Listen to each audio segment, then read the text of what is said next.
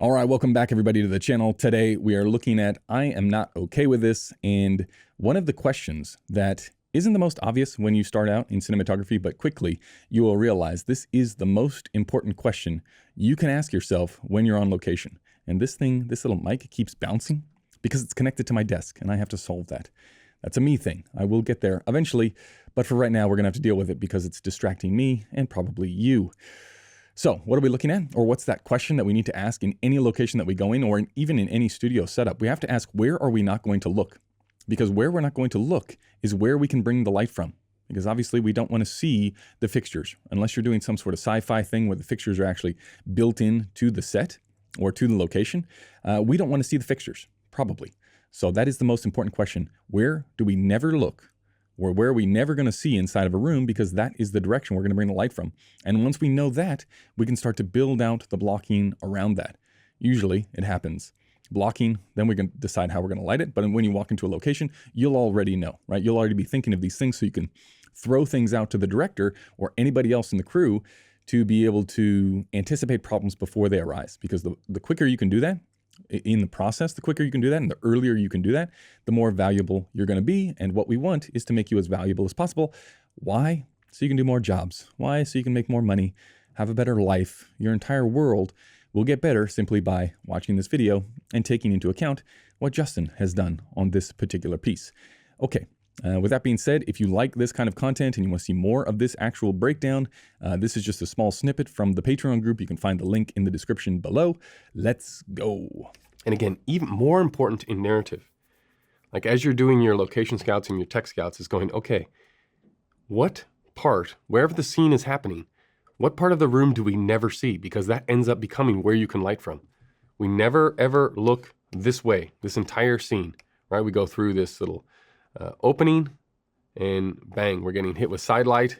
Beautiful side light, how hard on the bits where she's not going to end up landing, right? She doesn't land her face over here. She lands with her face here. So if we know that, if we're watching the block through, if we're watching the walkthrough, then we know, okay, well now let's put the hard part there and let's put the soft bit of the frame, which is this thing here. This is going to be a 4x frame, which is just over there.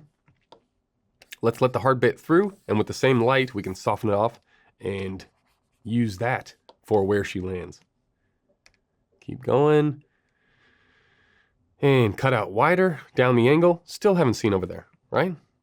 Still haven't seen over there. Using our top light. I mean, it's pretty hot, this top light, right? If you didn't like this look, if you wanted it all to look a little bit more like this, all you would do is just, like say this is a, I don't know, like a light mat, right? You're just going to skirt that side of it, the back side, the side closest to the wall, and that would eliminate this. But also little curtains here, you know, production design moment. If you want to see a little bit more layering, you want it not so dark, you just ask if these can be a different color, a little more translucent. Back and forth, back and forth. Now, this is again about shot selection, and this is why Justin is so good, and how the shot selection, the way you're going to go about covering a scene, completely controls the light of where you can put things. The simpler that you can make the shot design, the better it's going to look. There's a reason why Roger Deakins' stuff looks as good as it does. You break down where he is shooting from, where the camera is positioned relative to the action, and how many angles he's getting in every single interaction, which stems again from the director, that conversation between yourself and the director. How much coverage do we need? How are we going to tell this story? Are we going to have it over? Are we going to have each side of the conversation? We're going to have singles in every single time. Right? It's like the easiest answer is, well, let's get our wide, we'll go in for the mids, we'll get over the shoulders, and we'll get singles. All right, that's 8 shots. 8 shots every single scene. It just blows out. That's how you film TV. So you don't want to do that. You want to be more bold in your choices, and that's normally how you sell it to the directors, so that at least you can make it look nice with a little bit of light. Okay, so we keep going. Play. Oh, lo and behold, this source that is over here works perfect for her and for her. They're having this back and forth here. Now notice we don't cut in to get an over the shoulder this way looking at her, because we're going to look into the kitchen bit that we don't want to see, which is where all of our light source is, right? If we get our over here looking this way, it's going to look like shit. Same thing this way, because she's going to be all front lit. We're going to be looking into that dark background back there that's no good. We don't get that angle. We come in, we're still looking flat on. She walks away. She comes back through. Oops. She comes back through that little sunny bit now because the dolly is gone in the wide shot. She hits that sun again. Now we're on the right side of the line. Look, because she passes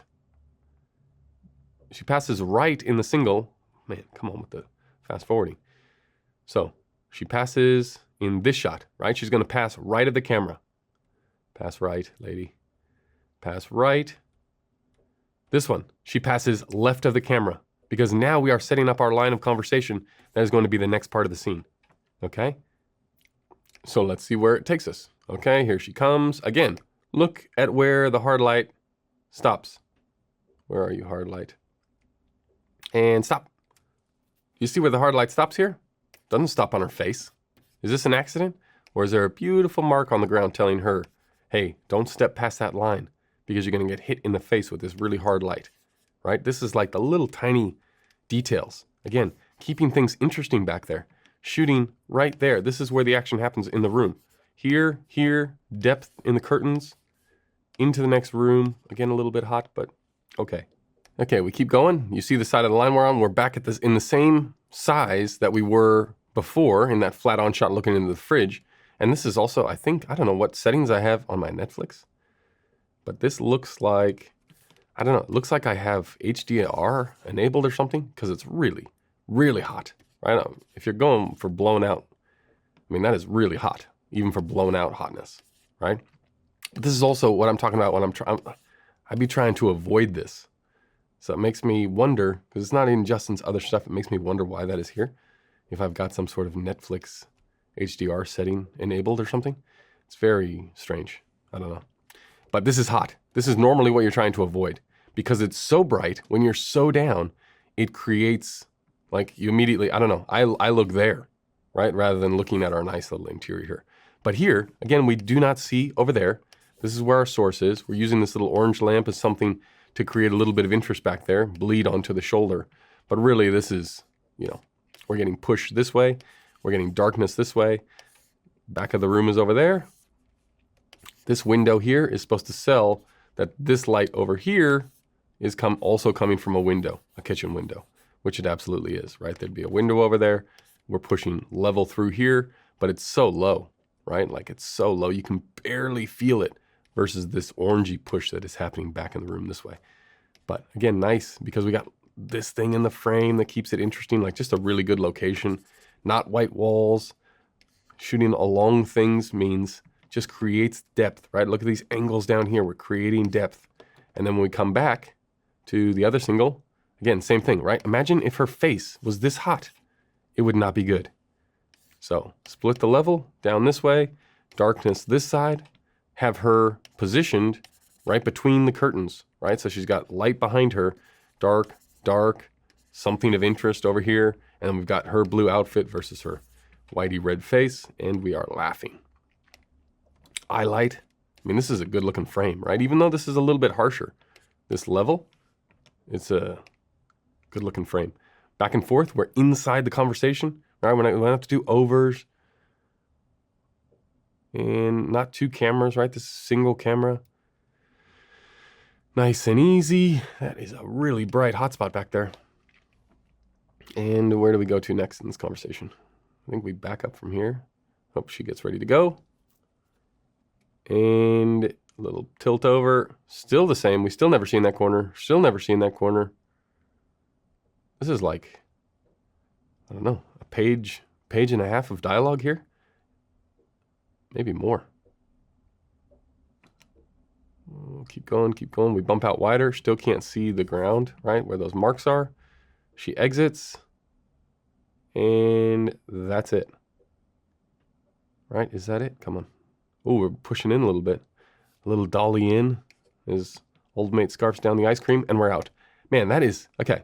So, start of the day, you're thinking, fuck, we got, I don't know, 3 pages of dialogue. This is going to be pretty crazy. We're going to have to get 15 different angles. We got to get her reaction.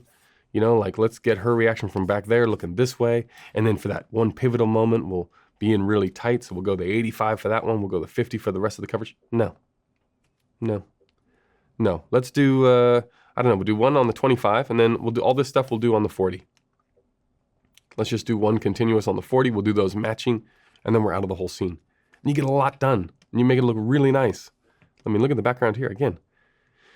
This is like the classic Harry Savides lighting of the environment and then just letting it play out. But if you do the lighting of the environment and let it play out, there are some things that you have to understand.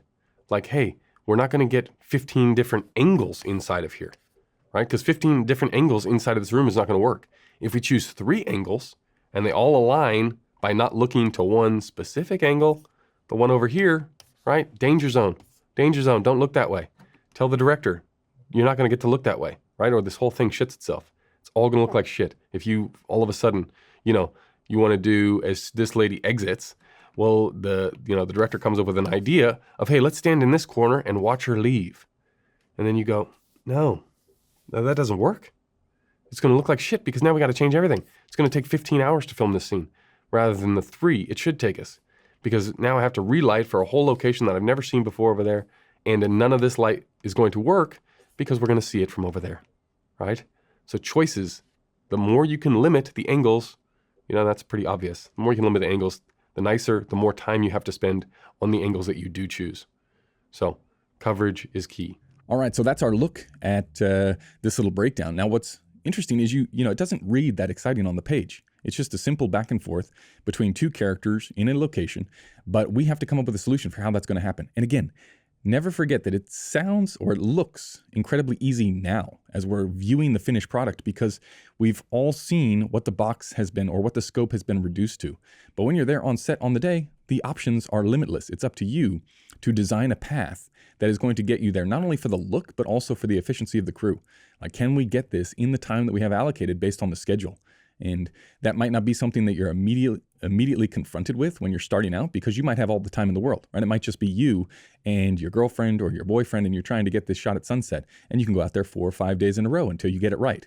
In the real world, where there is money on the line and things need to get done at a certain time, and there's schedules and there's pressure, you will always be up against it as a cinematographer. So all of these things that we are looking at, yes, it's good to know, but you have to be able to, much like a Rolodex, you have to be able to flip through these things incredibly quickly so that you can provide answers to the crew. That is the job, right? It's not knowing what kind of light or how big it has to be, or the type of lens that you're going to use. None of that actually, when you boil it down, you're not a technician in the sense that you're not looking at the camera menus when you're on set. You're probably not even operating the camera at this level. What you're doing is providing solutions for problems that arise, and the quicker that you can provide solutions, the better off the entire production is going to be, and the happier that individuals in the team are going to be with your work. And if they're happy with your work and you're not a D-bag, chances are you're going to get more work. Okay, that is going to do it. If you want to see more of this, again, head over to Patreon. I appreciate the support. The channel, the podcast would not happen without that support. And you get a little bonus of getting a new breakdown each and every week, plus access to the hundreds of feature films that we have broken down in the past. Many thanks, and we'll see you in the next one. Goodbye.